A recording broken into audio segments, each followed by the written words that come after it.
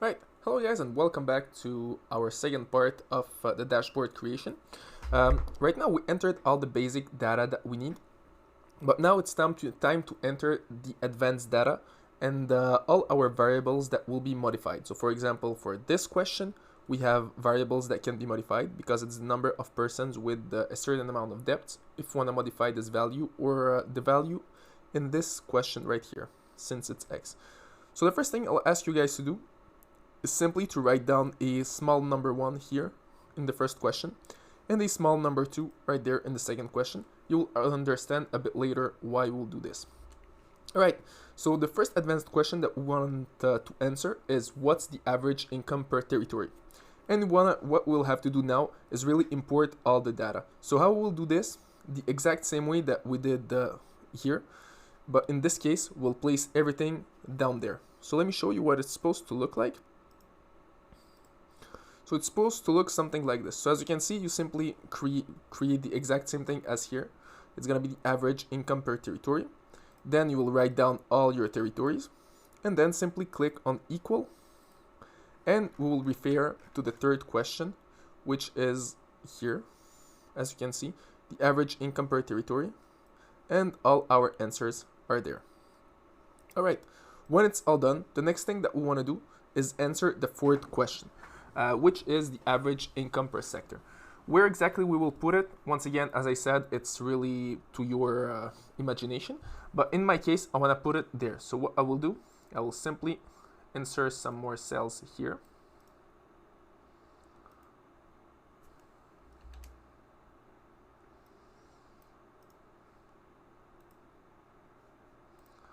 All right.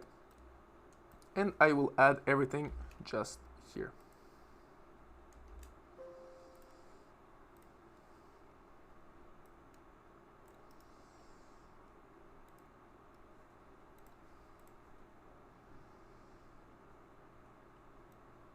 Perfect. We'll make our graph a bit smaller because we don't need a graph that is that big. And then simply you can copy and paste everything here and just change the name. So as I said, our next question will be the average income per territory, per sector, sorry. The answer once again will be changed.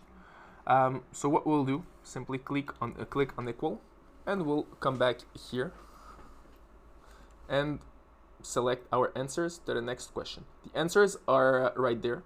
So it's in our advanced part.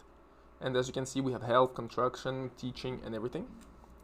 And simply enter the answers that are down there, which are our averages.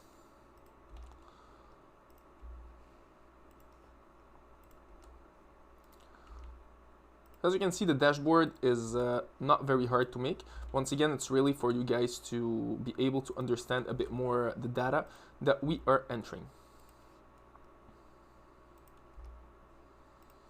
And the last one, general work, right there. All right, perfect. So right now we have all the data that we need. We need a bit more cells to be able to insert a graph.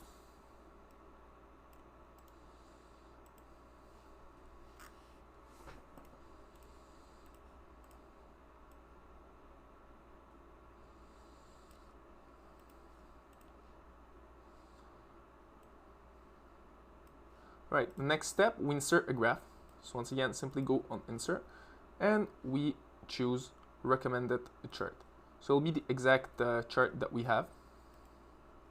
Perfect. So as you can see, we have our chart right there.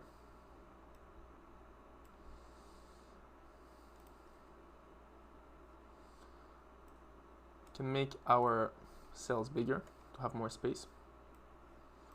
Amazing. So right now we have our dashboard for all those for our first two advanced questions. Next thing we want to do is answer the two last questions, which are the percentage of people having higher total debts than yearly income. So we'll put everything here. So simply copy and paste twice.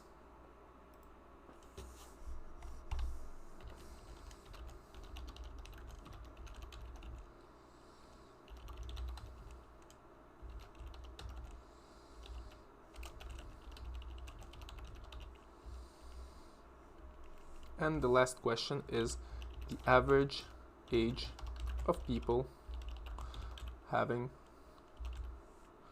more than a certain amount of money, dollar of net worth.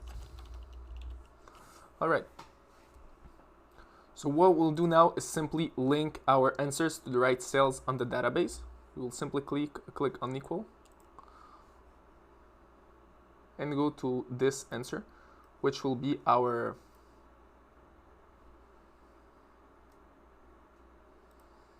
answer right there. So it's the percentage of people having higher total debts than their yearly income, which is 97%. And the last answer will be this one here.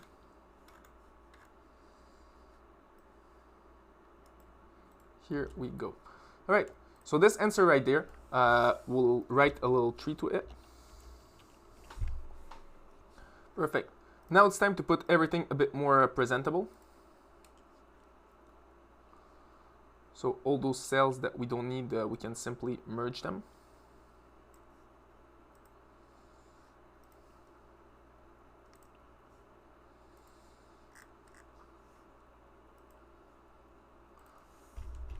We can also create a graph for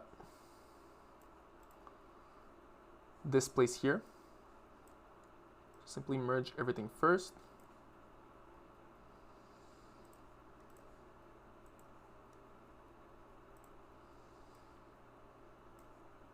All right, perfect.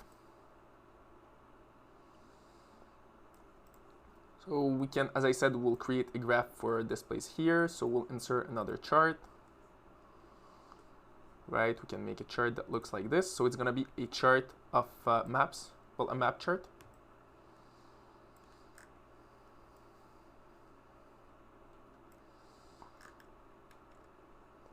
Great, so as you can see, we have our series here. The more the map is dark, the more the wage is higher. And if the more the map is light, the less the wage is higher. So once again, you can choose the recommended chart that you want. All right, so last thing that we will do is add our variables. So the first variable is here. So number of persons with debts higher than X. So we can change the X. So we can change the first variable. So what we'll do, we'll simply write here variables.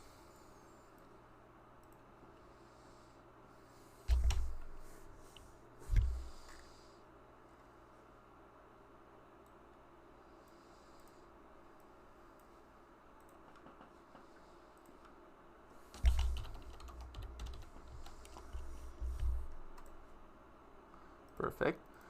Then we have our number 1, which will be there. Our number 2 here. And finally our number 3 here.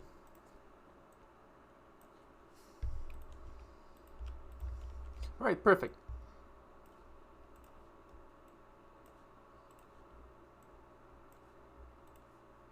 Right now, what we want to do, let's say, for example, I write down the number 50,000 here, or let's say 100,000. And I want this number to be linked to this number right here. So each time, let's say, for example, the debt value is 100,000, I want the number of persons here. So what will I do? I will link this cell with the cell in the database. So how I do this? Simply go back on the database, on the right question. So the question is here.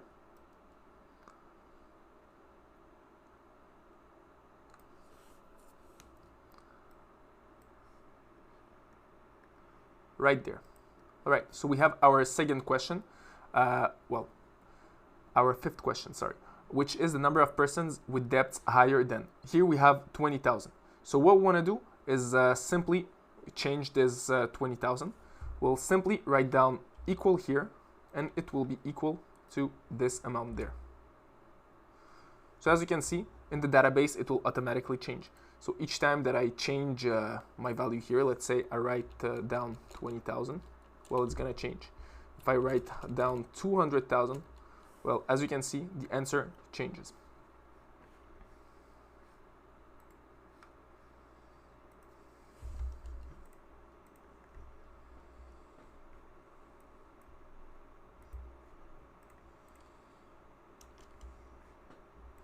Perfect.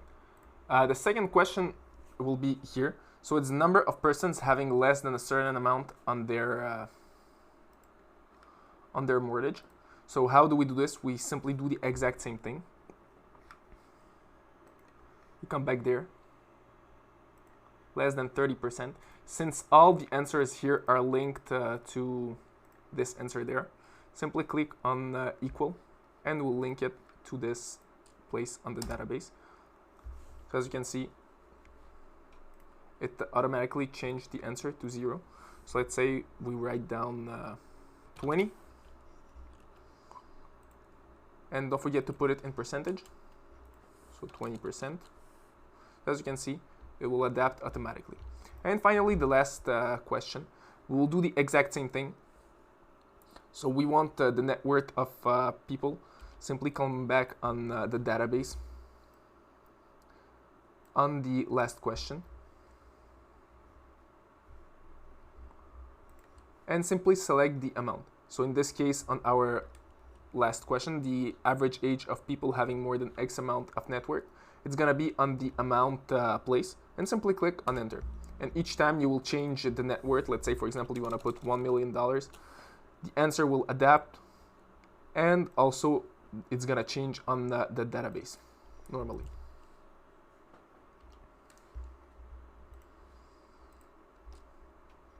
As you can see, it changes automatically. So here we have it, and the answer will automatically adapt. So as you can see, this is the database, this is the dashboard. That's a dashboard, how it's supposed to look like. Once again, the dashboard, you can make it how you want.